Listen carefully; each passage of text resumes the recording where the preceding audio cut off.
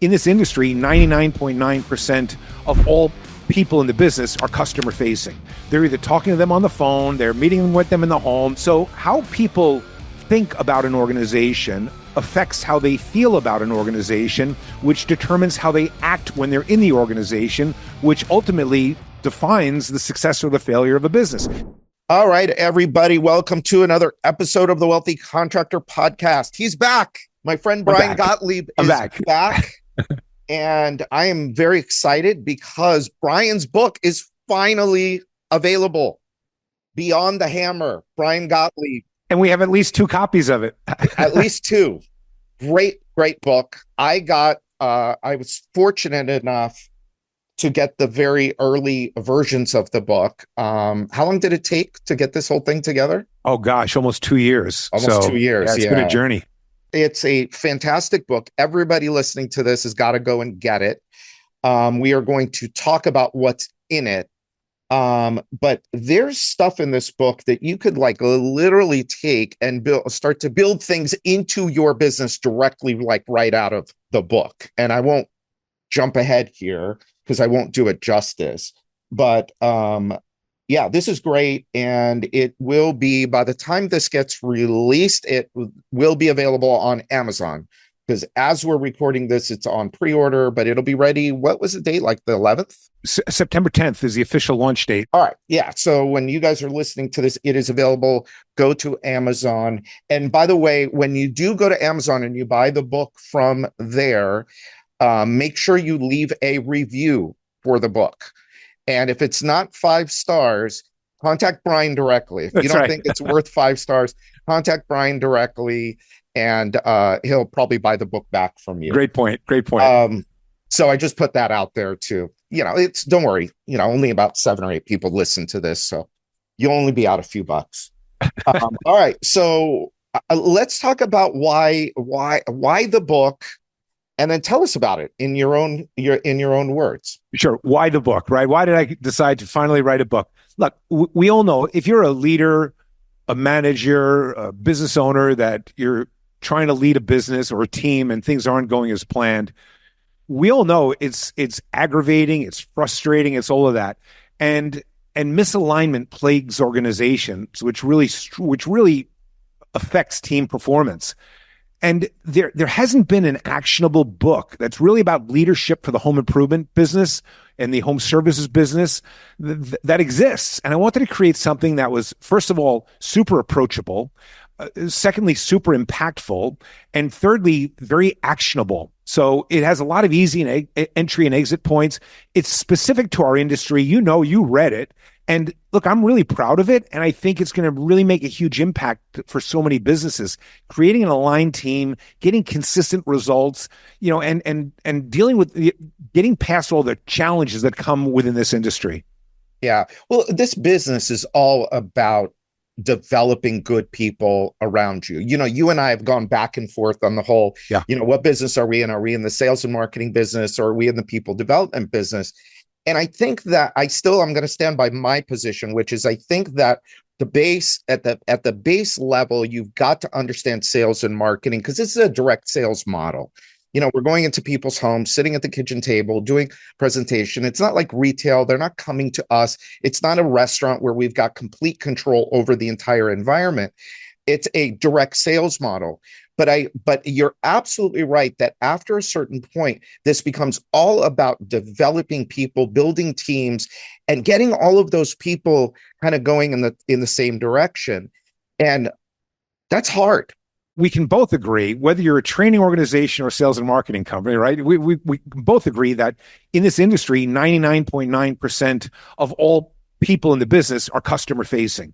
They're either talking to them on the phone, they're meeting with them in the home, they're setting a lead at a home show or, at a fair or a festival. So how people think about an organization affects how they feel about an organization, which determines how they act when they're in the organization, which ultimately defines the success or the failure of a business. When I started my company way back when in 2009 on a plastic folding table with $3,000 in cash, the business's success came down to how well I performed. that was it. It was based on me.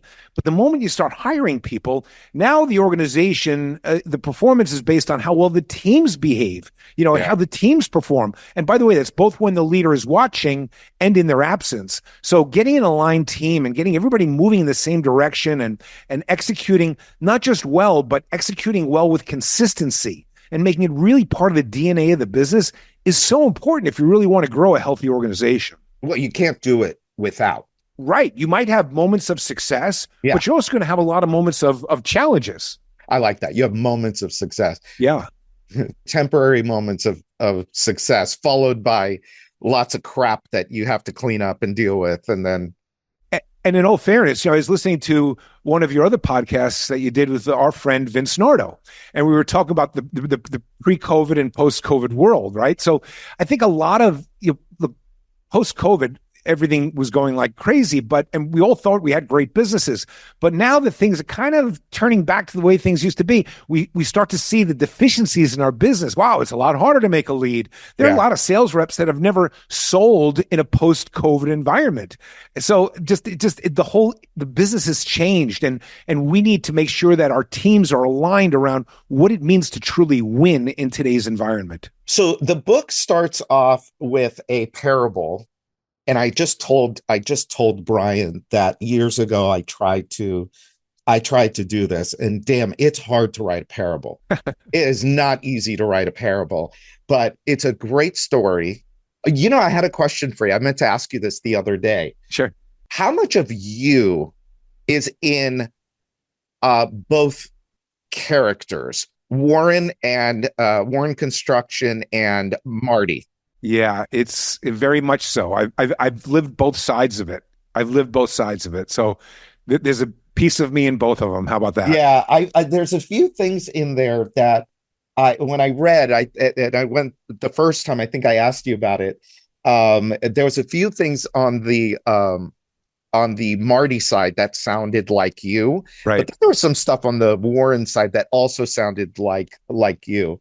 And so anyway, Warren is the company that it starts with, and the main character's name again, George Warren. George. Yeah, he's a contractor, right? His business, he's struggling. He's got burnt out employees, got dissatisfied customers, his margins are shrinking, all the things that we deal with on a daily basis, right? He's got the horrible customer that's pissed off and needs a solution and is giving them bad reviews, and his world sucks. Yeah, and we've all been there, right? We've all had the customer that at some point they don't just want They don't even want it. They don't just want a discount. They practically want a free house, So we've all had to deal with these types of customers. And so the first part of the book is written as a parable. It's a story about a struggling contractor who meets a mentor, and the contractor learns these 5 foundational pillars of leadership that transforms not just him, but also his team.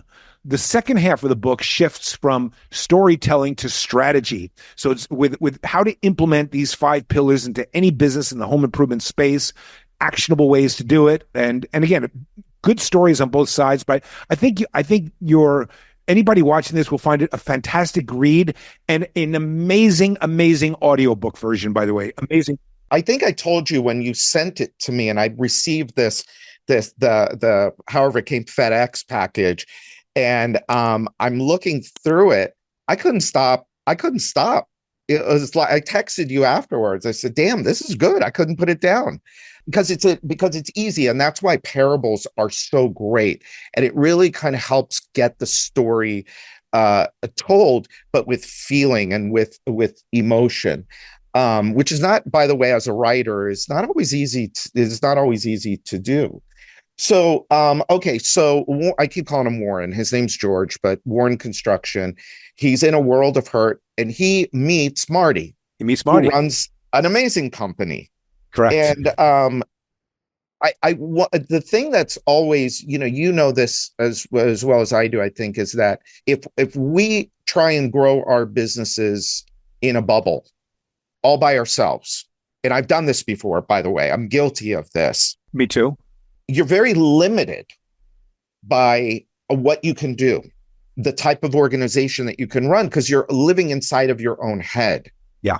But when you're open to the idea of being surrounded by, even if it's just one mentor, or more, ideally more, I should say, boy, your whole world can really open up. The right mentor for a business can make a huge difference, and look, even going to conferences like Accelerate Live, I mean, these all matter. You get to network with others, and you always pick up plenty of nuggets listening to people on stage, but at those lunch tables when you're sitting around with peers and you're hearing about how they're dealing with certain challenges, it's such an important part of the process. And what makes this industry so fantastic is that people, especially successful people, are happy to share. They're happy to share. Yeah. And I think that's what I really love about it. There's a certain satisfaction that comes from being a mentor and helping somebody. And I think another part of that is, Brian, I think that as entrepreneurs,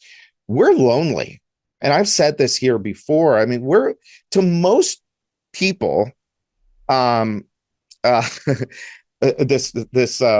coach that I know named Lee Miltier calls non-entrepreneurs civilians. So for civilians out there, the non-entrepreneurs, entrepreneurs are weird. Yeah, that's right. And there are very few people that we can actually talk to about our challenges, about our frustrations. People have their own crap to worry about. But when you're with another business owner, we have this thing in common. We have this struggle inside of ourselves that we have in common because we're wired to grow and do and be independent and strive for autonomy and be able to live the life. That's why we do what we do. And so anyway, I'm beating up the whole mentor thing, but I think if you want to, what do they say? If you want to, you're the average of the 5 people you hang around the most. And so one of the easiest ways to up level your business and your life is to surround yourself with, 5 really great people. Yeah. And I think what people will find when they read the book is that as George meets this mentor named Marty, the reader or the person that listens to the audiobook can really see Marty as their mentor as well. Yeah, because absolutely. Because his coaching is applicable to this industry and to the business owner and to the leader and to the manager inside of this business. So I think it's really, but you're right. Look, there's a line that George says in the book where he says, pro tip, if you want to sleep through the night, don't own a remodeling company. Right. Exactly. Yeah. I think we can all relate to that, right? Who's really, every owner out there has experienced sleepless nights. I know I certainly have. And you know what? The thing is, though, with the right tools, life doesn't have to be like that, and it's hard to do it by yourself. It's again, how do you get your team all aligned, moving in the same direction? And really that's what the book is about. Yeah. Yeah. And just to wrap up on the mentor part, to George's credit, he went and said, okay, I'm going to go drive however an hour, 2 hours away. And I'm going to go and I'm going to actually sit down with this guy and I'm going to be open to learning. Correct. So what does he start learning? So he learns about the 5 pillars. Correct. So why don't you introduce what the 5 pillars are? You go deep in the book on what they are and how to execute them, which is amazing. That's right. What are the 5 pillars? Yeah. So the first pillar that George learns is the idea that, that belief is transferable, that when you believe in somebody inside of your organization, people have something known as FUD, fear, uncertainty, and doubt. And that prevents them from really going all in on anything. And especially, you bring on a new sales rep and they had a great interview and then they're like, not making it through training because they feel overwhelmed with all this scripting and such. Words of encouragement, positive belief goes a real long way for people, especially when you're trying to build a team. But we also must know that negative belief is just as transferable as positive belief. So we want to make sure that we're sending out the right words of encouragement, and not just us as leaders, but also how do we get the whole team? How do we get everybody in the organization to not just believe in themselves, but also believe in each other? And when you do, it's transformational. How do you do that? How do you do that when you're having a bad month, like George was having. Right, right. Because what happens is when we're having a bad month, like George was having, he was having a bad several months in a row, right? It Yeah. wasn't just Yeah. a 1 month. And you can get so stuck in the problems, right? But the problems don't get you anywhere. You have to say, what are we going to fix in this business? How do we move this thing forward? Again, because 99.9% of our team is customer facing, ultimately it's going to come down to the people. It's not something you're going to fix by yourself. It's going to come down to the people. Well, but how hard is it? Because I know for me, when I was going through those really dark, hard times, it was hard for me to show up in a positive, as a positive leader. My belief was, oh crap, the whole bottom's going to fall out. I'm losing everything. How do you stay up? One of the pillars is belief is transferable. Another pillar, to your point, is that leaders are aware of the echo of their voice. And that's a really important pillar, because what tends to happen is if your team sees you as stressed out or negative, or they're going to be afraid to bring anything to you. They're going to have people will determine what type of day they're going to have based on the type of the day that the CEO or the manager is having. And that's how they're going to respond. So we always have to be aware of the echo of our voice. And Brian, the echo isn't necessarily just in the words that we speak. Sometimes the echo is, well, we've got this high performer, low culture fit that's super disruptive in our business, but we don't do anything about it because we need their revenue. Or the low performer, high culture fit, the sales rep that we love, but they can't even close a car door. And as we tolerate these things, what it does is, the culture of a business is shaped by the lowest level of acceptable behavior. And so we as leaders have to understand the impact of our echo. And sometimes the echo isn't necessarily the spoken word, but it's the action that's not being taken as well. Can you say that culture part again? Sure. The culture of a business is shaped by the lowest level of acceptable behavior. And again, I write about that in the book. And it's, how do you, what does that mean? It's a powerful, powerful statement. What if you're the lowest level of acceptable behavior? 100%. And what's interesting, what happens is in an organization is a lot of times, we think we have a certain culture. And then some companies do something known as an exit interview, right? An employee leaves, they're walking out the door. So you ask them a bunch of questions. And, at that point, it's really an autopsy. They've quit. They're leaving the business, right? And now we find out all the things that we did wrong. What the mindset of shifting from an exit interview into a stay interview, instead of waiting for people to leave to find out what's wrong, a great way to measure your culture is by simply conducting a 4-question stay interview. 4 questions would be, number 1, what makes you want to come to work every day? Number 2, what would one day make you want to leave? Question number 3 is, what is one thing the company is doing wrong today? And question 4 is, what is something you're not getting out of your manager that you really need? That's going to tell you a whole lot about your culture and the mindset of your team. And, I keep going back to culture and mindset because here's why that matters. Well, the reason it matters so significantly is that how people think affects how they feel. How they feel determines how they act. This affects attendance, retention, quality, safety, and productivity. All of those things determine how well an employee is engaged in the business. And whether it's an employee or a subcontractor, by the way, it's the same thing. And how engagement is defines organizational performance. It starts by developing the right mindset. How do you get the mindset of your team correct? And that's because culture is how people think and feel about a business. So knowing your culture is important. How do you get yours correct first as the leader? Well, I think, first of all, leaders simply don't have bad days. That's like rule number 1. If you're a leader, you don't get to have a bad day in front of your team. Now, you can always call me. My cell phone's always on. Give me a call. I know you can call you, Brian, anytime. Me too. Yep. Call me, complain all you want. But in front of your team, you don't get to have bad days. You have to, because you're going to hit rough waters. And if the captain of the ship is panicking and you're hitting rough waters, everybody's going to be jumping overboard. So let's not do that. Well, and I think that's really powerful advice, because the pillars are they start with belief is transferable. Correct. I think you did that on purpose, because the way that you lay them out makes sense sequentially.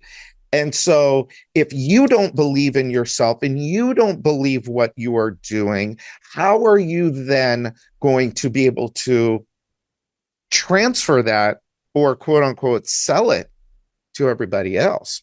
And it's such an important step. The pillar that follows belief is transferable is leaders shape culture through purpose and direction. And I think there was a study that I wrote about that upwards of 60% of people have quit a job simply to get away from a manager. Yeah. And when we talk about that in Pillar 5, it also does reflect to purpose and direction. Look, I truly believe there are a lot of folks in a business that don't understand how their role contributes to the greater purpose of a business. And businesses tend to get very siloed as well, where production doesn't like sales and sales doesn't like the call center and the call center and nobody likes accounting. And we tend to get a very siloed business, and that creates conflict. It also creates a very inconsistent customer experience because you have competing priorities. So getting alignment around purpose and direction is super important for an organization. Yeah. It's a foundation. Well, and you and I are involved in a business together. And the other day we had a great business together, by the way. Yeah. And we had a meeting and you came to us with, you were working on the vision and the purpose. And I think we were all kind of blown away. I mean, you're very, very good at developing a vision, a mission, a purpose for the business. Next week we have our profit workshop. So we're going to be talking about profit.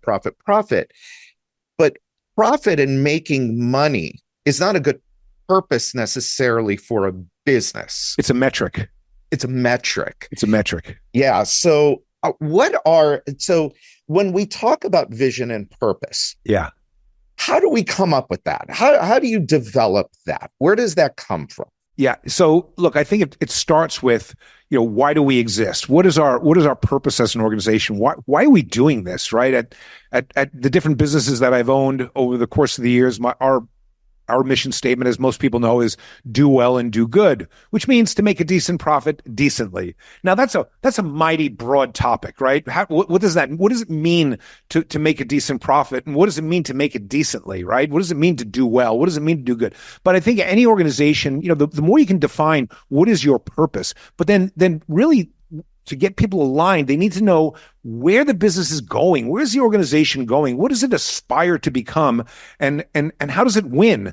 Now, I've helped a lot of people write their vision statement, and I'll share with you it's a super easy process, and it's a fun exercise when you involve your team in it, because you shouldn't do it alone. You get a bunch of people in a room sitting around a table, and you talk about, like, where are we going? What do we aspire to become as an organization? But secondly, start making a list of where do we screw up? When do we lose? How do we lose? Well, we lose when we don't take great care of our customers. We lose when we're not good communicators. All of these things. Come up with the ways that you lose.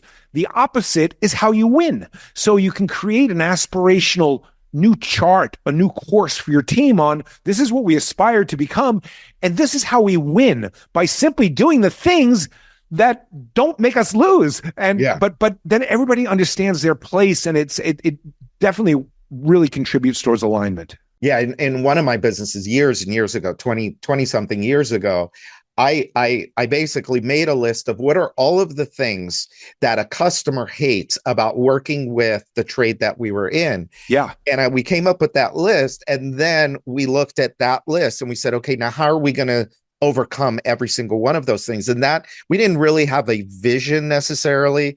I didn't know about all of this stuff back then, but can you give us a couple examples of what that sounds like? Well, I'll give you an example of what our vision statement was during the businesses that I owned and operated. Our vision statement was, we aspired to become a world-class organization committed to improving homes, lives, and communities. Okay.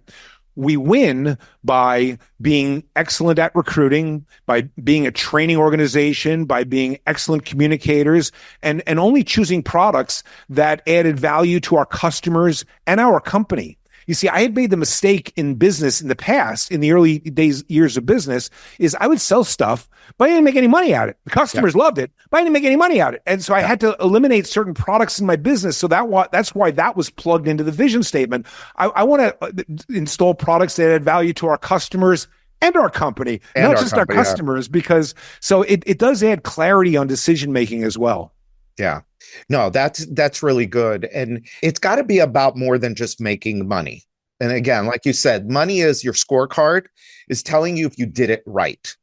That's right. Well, and also, there's a saying that, chaos produces revenue, but discipline produces profits. Ooh, I like that. That's good. Yeah. And so kind of getting your team aligned around what are the disciplines of the business? What are the disciplines? It's, again, in the first year or two in business, it was just sell anything, right? Just sell anything. If you can sell it, sell it. But over time, you realize, not everybody is your customer, and that's okay. There's nothing wrong with that. Not everybody is your customer. Sell things that you can make money at and walk away from things that you can't. Sorry, I'm writing that down. Yeah. Chaos creates revenue, discipline creates profits. Right. That's Don't right. worry. When I steal it, I will give you attribution for that. That's good. I'm going to use it. So I'm probably going to use it next week at the Profit Workshop. You know what Brian Gottlieb says? He says this. To anybody watching this, if you're not part of Profit Masters, you need to be, because it really does help your business. Hey, by the way, can we back up to the parable? Because I want to tell you a story about it. Yes, please. Okay. There's the hard copy book. Mm-hmm. There's a Kindle version, but there's also an audio book. And I love audiobooks, okay? But can I just be braggadocious for a second, Brian? I wanted to create not just an audiobook. I wanted to create a world-class audiobook, world-class. And I really think I did, okay? And part of what allowed that to happen is, look, the content is great and it's applicable. And I think a lot of people have done an early read, a lot of people that are well-known in this industry, and the feedback's been fantastic on it, really terrific. Like yours, Brian, thank you. But the audio version, yes, I wanted to read it, but trying to read a parable is hard because you have different characters, and there are many different characters in this parable, and they have different personalities and character arcs. And I thought, I'll read the second half, the strategy side, but I wanted to work with somebody that was really excellent at reading parables. My favorite narrator of all time is somebody named Eduardo Ballerini. In fact, he's known as the voice of God. And he used to be an actor on The Sopranos, by the way. He's really famous. He's world famous. But he does a lot of James Patterson books and all these other big authors. So I thought, how do I get him to read my parable? I mean, I don't know. How do I get him to read it? So I actually Googled him. I reached out to Eduardo Ballerini and I said, hey, would you read my parable? And he agreed to it. So actually, Eduardo Ballerini is the voice of the parable. And what he does for this parable is he brings this thing to life in a way that simply doesn't exist in the home improvement industry. It's a really amazing, amazing experience. I highly recommend it. And then, of course, I read the second half, and I think I do okay with it. Okay, hold on a minute. I'm holding. Damn it. All right, everybody, just hold on a second, because I am trying to find an audio sample from this guy. He's got a million things out there. He's really, really good. Yeah, I'm at his website, but where's the? Oh yeah, hundreds of famous audiobooks for famous writers. Yeah. Hold on, I am not a famous writer. I didn't even think he'd return my email, but anyway. But Brian, the thing is, you never know unless if you ask, right? Of course. When we set a Guinness World Record for our Windows for a Cause program that we ran at one of our window companies, I didn't know how to set a Guinness World Record, so I called Guinness to see if they would create a category for this, and they did. Yeah, I think as you never know unless if you make a phone call. So Eduardo was an example of that. Oh my God, what an amazing voice. Yeah. You'll love it. I promise you. Commitment from Brian Gottlieb. You will love the audio version of this book. Cool. Okay? Cool. There we go. And that, I would imagine that's going to be on Kindle at Amazon when the book releases. Correct. The book will be available because Forbes is actually my publisher. So it'll be available in Amazon. It'll also be available at Barnes & Noble. It'll be available in airports, those little tables in airports for a few months. So yeah, and if you'll buy a book, it's going to be available all over the place. Nice. Yeah, well, I'm buying. So to all of our Success Society members that are listening, We either have or we're in the process of getting all of you a copy of it, and we'll be sending you a copy of the book. We should talk about pillar number 4, that leaders model their business. What's that? Go ahead. I was at pillar 5. Oh, we can talk about pillar 5. No, go with 4. And sure, then we can talk about pillar 4. I have a couple things that are really good in pillar 5 that I really like. That's good. Talk about 4. Sure. 4 is leaders model their business as a training organization. Brian, as long as I have been in this, you know what? Can I tell you something? I'll tell you a secret. Okay. I'll tell all your listeners a secret right now, all your viewers a secret. Shh. There's a labor shortage. There's a labor shortage. And guess what's going to happen next year? There's going to be a labor shortage. As long as I've been in this business, there's been a labor shortage. Okay. Yeah. So, I can't find good people. Right. I can't find good people. I can't get people. So how do you, instead of relying on trying to find talent out there, how do you develop your own? How do you, if you really want to be a training organization, how do you start with that process? What does it mean to be a training organization? We know you have to document stuff, but where do you start with your documentation? Right. And to me, by the way, and I get into this in the back of the book quite a bit, that if you think about the entire customer journey, right, from the time you generate a lead to the time you get paid and you're done, you look for where are there friction points, and friction points in a project happen. The potential for friction happens anytime an employee is interacting or a subcontractor is interacting with the homeowner, or anytime an employee in one department is working with another department. These are opportunities for friction. This is the first part that you want to start your documentation. Start with friction points and write down. When I started with my Tundraland business documenting processes, some of them only were 2 sentences on a piece of paper. You can't let perfection stand in the way of progress. Just get something down. You can always add to it. But part of being a training organization is that if you're not, then you'll have to run your business through policies and through micromanaging, and that isn't a place that anybody really wants to work for. So being a training organization will change your world. Talk a little bit more about that, because when you say to be a training organization, one of the things you talk about in the book is working with people's own personal goals. Correct. So the idea is that we're not only developing you to be a robot for the business, we want to develop you so that you are living your version of your best life. If you want to build a business, you have to commit to building people. Now, that doesn't mean just people at their task in the work environment. How do you help them achieve their bigger goal in life? I've got a friend of mine that has a business out in Arizona, and he has a call center. And when you walk through his call center, it's the coolest thing. I've seen a lot of cool call centers. It was cool. The call center agents have vision boards all around the call center, and it's their financial goals, their business goals, their home goals. And so every time they're making a phone call, they're connecting the call to what it is they're really trying to accomplish.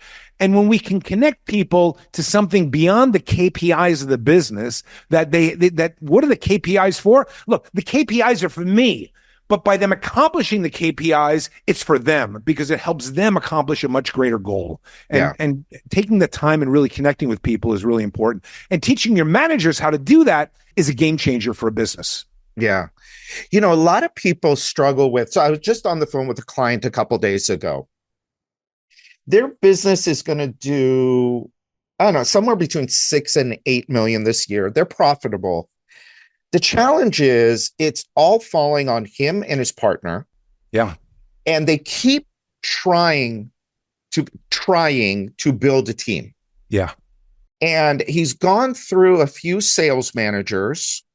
The last one was a good one, but he lost him to a big competitor. And then he hired, and so now, again, they are without a sales manager. So now it's him doing it. Yeah. They hired a marketing manager. That didn't work. And so now they're starting that process over again. So aside from the fact that it's annoying as shit and it's expensive, it's so frustrating. It's disruptive to the business too. Yeah, it's like, how can you get anything accomplished? Because you're trying to take a few steps forward, but then boom, you get the rug pulled out and now you're behind where you were when you started. But let's talk about that, because now that ties into our 5th pillar, is that managers need a checklist. Look, we train call center agents, We train sales representatives forever before we let them talk to a customer. We don't just say, congratulations, welcome to my company, go talk to a customer. But managers get tossed into the mix without any real training on what it means to be an effective and high-performing manager. High-performing being a high-performing manager. Yeah. What are the 10 practices to being a high-performing manager?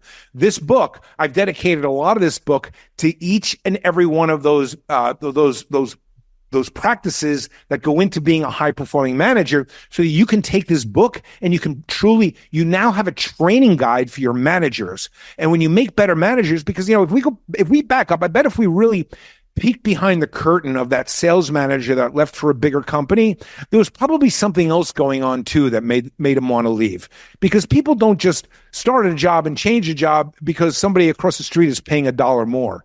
Maybe there's some micromanagement, maybe there's some lack of empowerment. Who knows what it is? But there's probably something else.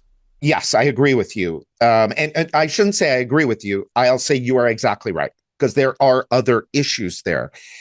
But people have, and I know this just from my own experience, it's hard to make that switch from, Dan Sullivan calls it rugged individualist. I think he got it from somewhere else, but the rugged individualist, that I can do everything in this business. I'm going to go sell. I'm going to manage the crowd. I'm going to do this, and go from that to now being a team builder. How do you make that? How does that transition happen in a way that's not so painful? Did I ever tell you about my epiphany? Maybe. Tell me again. Brian, I had an epiphany. I literally had this epiphany. I remember that it was the first, I even know when it was. It was the first weekend of August, and it was sitting on the front porch drinking a glass of wine with my wife in Appleton, Wisconsin. And I know it was the first weekend in August because a music festival just happened called Mile of Music, and we were one of the sponsors of it. And I was saying to her, gosh, when the community, and it was such a good community vibe. I said, when the community is doing great, we just feel better. We're in a better place. And the same is true when the business is doing great. When the business is doing great, I sleep at night. I'm just a better human being, I think, at home and all of that. And so we're in a better place. And my epiphany was that the reality is I can't reach my full potential until the people inside of my business first realize theirs. For the business to be at its full potential, the people have to be at their full potential. My epiphany was that my path to my full potential traveled through the people on my team, which meant my sole purpose as the leader of the organization is helping others realize their potential. That was my role. I didn't truly understand what my role was. I thought I'm leading a company, I'm doing this, I'm here driving business. That was my role. And once I realized that, that's when I was really able to say, okay, how do I just be the best at that? What do I need to become? Yeah. Just my epiphany. It's a good one. Yeah, it was. How far along in the business were you when you had that epiphany? I wish I would have had a lot sooner. Let me just say that. It was probably 2015-ish when I had that epiphany. Yeah. So you had been in already for 6 years. 6 years in the business. And how big was the business at that point?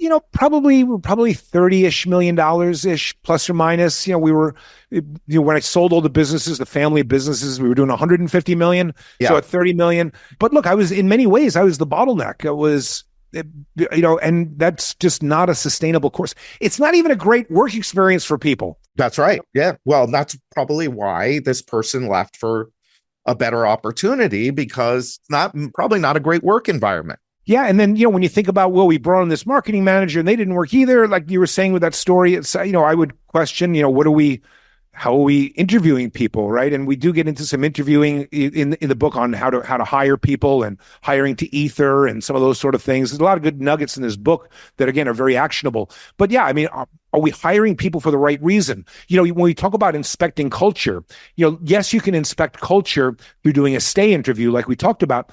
But when you look at any organization, how do they hire? How do they fire? How do they promote? How do they compensate? And how do they terminate? How do they fire? How do they reward? What do they reward on? Do they reward just on, like, in a company meeting? Is it the number one sales rep? Or is it like the mentor of the year or the difference maker of the year? Are there rewards being given beyond the metrics of the business? How a company hires, fires, promotes, compensates, and rewards can tell you a lot about the culture of the organization. How do I do all of this when it's me and 5 other people? Yeah, that's a great question. Well, look, at some point you have to do really 2 things. Number one is you have to, as soon as possible, hire to your weaknesses as soon as you can, because your weaknesses really burn you out in this business. But then very quickly, my opinion is you want to replicate your strengths, because that's an easy position to onboard. And then that allows you to focus on some other things and really throw fuel on that. But I think ultimately what happens for most business owners is they know that they need to hire somebody, but they don't necessarily know that they can afford this person. The challenge that the organization has, the core issue of the organization is it doesn't trust its ability to forecast. It doesn't trust its ability to forecast numbers and hit forecasted targets. Because when you're not confident you can hit a forecasted target, of course you're going to be afraid to hire people. The core issue, the not being afraid to hire somebody is a symptom. It's not a problem. It's a symptom. The core problem is the inability to hit forecasted targets. To me, every business owner should practice that first, get really good at that. And even if they're conservative targets, hit your targets, and then you have confidence in hiring people.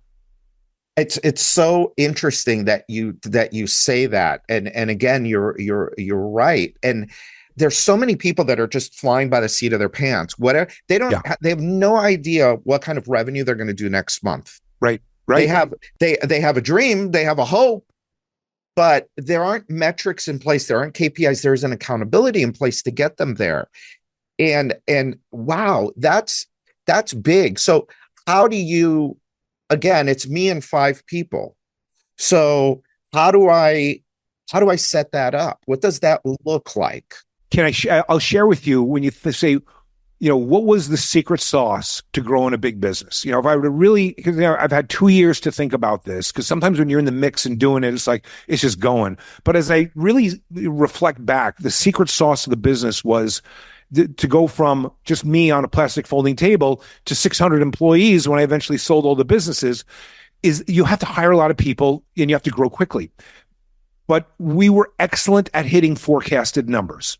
So we were excellent at, number one, creating targets and then achieving those targets. In the beginning, we didn't always hit them, but we learned along the process. But it wasn't me in a silo trying to come up with the targets and hit them. It was involving the whole team. But what happens as a business owner is as you gain confidence in being able to hit a forecasted target, your willingness to invest in the business with people and resources also increases. Yeah. They work hand in hand. The less confident you are in hitting numbers or forecasted targets, the less willing you are to invest in your business. The more confident you are, the more willing you are to invest in the business. So it's just good for the organization. But, I remember in the early days of trying to hit targets, I used to have our production team try to come up with, okay, what is our revenue target, our install revenue for the next, for the next 12 months. Let's look at it every month. And in the beginning, boy, we'd be way off. And I wouldn't beat them up for it. It would be like, okay, what did we learn? What are the reasons we missed target? What are we doing about it? And when are we going to be back on target? Let's teach our team how to hit targets. Let's just be really, if we do nothing else, let's be excellent at that. Now, to be excellent at that, yes, you need a strong culture. Yes, you need documented systems. Yes, you need consistency. But, it's interesting. It's a whole book by itself, by the way. Yeah. Is that the next one? Maybe. Well, we can go 5 different places with that one. I'm looking at the clock here and I'm trying to think of where, which one of the 5 do we hit? Well, you are the king of culture. You created a hell of a culture in your companies. And it's here's the playbook. I mean, really, this is the playbook. And by the way, I wanted to mention this to everybody. Brian and I are both selling the book really hard. But let us tell you a little secret about books. Brian, see that banjo that's behind him? If everybody listening to this goes and buys a copy of this book, he might maybe be able to buy some new strings for that banjo. That's right. I think he probably makes like $2 or $3 a book. Yeah, So the P&L on a book is terrible. yeah, I'm not making money on the book. In fact, I'm being a consumer of the book. It's just I believe in the message so much. And Thank you. Books are it's kind of like getting a mentor. If somebody doesn't have access to somebody like you, boy, oh boy, you go read your book. And here's the best of Brian Gottlieb inside of 200 pages for whatever the book costs. 20, yeah, and the book, by the way, the book bucks. Isn't about me. I didn't make it self-serving, braggadocio. It's not about me. It's about it. It was designed to help you, the business owner, the manager, the leader, get your arms around your business and build great teams and to be the best leader you can be. That's really the purpose of the book. And I think you'll enjoy it and find it helpful. Look, if you don't have the answers yourself and you can't, quote unquote, afford to go out and hire people and, to get the knowledge, boy, go start reading. Spend some of your time as a leader reading from what other people did, what they learned along the way. Right. Take their lessons and apply them to your life and into your business. And I think that's what's so powerful about these books. For 20 some bucks, the value that you're going to get out of it is exponential. That's right. Yeah. And I think, again, I think you'll find it is a lot of easy entry and exit points. When I first started writing it, I started writing it like a leadership book. And I was like, I just didn't want it to be just another leadership book out there. I wanted it to be something that was like, I can totally freaking relate to this as a reader. Oh my gosh, I've been George before. I'm George right now. And this is exactly what I'm dealing with. And, this is how I get out of this. And I understand now.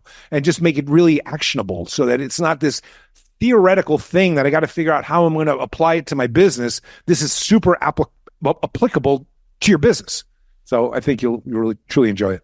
Well, let's close out here because there is a lot of mindset in the book. And you and I have had this conversation before. And your wife, Kathy, she's amazing with all of that law of attraction, the journals and all of that stuff. If you guys are interested, we did a podcast, me and Addie, with Brian and his lovely wife, fun Kathy. One. It was so fun. Yeah, back around Valentine's Day. So if you go back to February of this year, we talked a lot about the importance of mindset. Yeah. And one of the things about you that I know is you do not think small. You do not think small. You think big. You're not afraid to think big. And I think a lot of people are afraid to think big because they get caught up in, well, how am I going to do it? How is that even possible for me? And when you, in the book, you talk about having a learning mindset. Right. Correct. And one of the ways to think bigger is to become a student, to learn. In fact, I completely forgot about all of this until the very end of the book. I completely forgot that you went to Harvard. Yeah. Harvard Business School. And Larry Kloss. That's right. And I was in my 50s when I did it because I went straight from high school, which I barely graduated, right into working. And that's right. Yeah. So you've always been a lifelong learner, but here you've got in this book about a learning mindset. Yeah. In the organization. You want this in your organization. And so you've got here 3 things: incentivize personal development. You've got exercise the learning muscle, and encourage managers to see the business through the lens of the customer. Correct. And so it's interesting. Do you want to talk anything there to add about learning mindset and the importance of that in your organization, how important it was in your organization? We hit the market correct. We were growing a large business when, back in the days, not a lot of companies were growing. Now it seems to be a little more common, especially with a lot of the consolidation that's going on. So we were able to open up in new markets. We were able to simplify our products, but all of that would have been missed if we didn't have a learning mindset, to say, what's really going on in the industry? What is the market telling us? What does the customer really want? And I'll share with you, as a business grows, what happens is the leader of the business, as you start to get more and more sales reps and more, and you're not running appointments anymore. Now you got somebody else running appointments for you, and you're not doing installs. Somebody else is doing installs. And what's happening is you're getting further and further and further away from the customer. Mm-hmm. And a shepherd should smell like the sheep. Okay. And if you're going to be the shepherd of the organization, you have to figure out a way, how do you smell like the sheep? And the way to do that, because you have to constantly learn, you have to have your ear to the customer. So you want to give the people closest to the customer, not just a voice, but a megaphone, because otherwise you can make decisions in a silo. And look, in all fairness, I've seen some very, very large organizations. You probably have some in your market where they make decisions that are so far removed from what the customer really needs. It's like, what are we doing here? So you want to create, you want to have a learning mindset, but you want to have the right learning mindset by making sure the people closest to the customer have a megaphone and are always heard. Yeah. Love it. Love it. Well, Brian, this was awesome. Good luck with the book. And again, everybody, just go to Amazon, Brian Gottlieb, Gottlieb, Beyond the Hammer. We'll put a link in the show notes to that. And Brian is also, if you don't mind me doing a shameless plug, Accelerate Live. Tickets will be going on sale very soon. I think the first week of October. We have a killer event planned. We're going to be in Amelia Island, in or on. When you say an island, are you supposed to say you were going to be on an island or in the island? Well, I think you're on the island, but we'll be in it together. How about that? Yes, we'll be in it together at an amazing resort.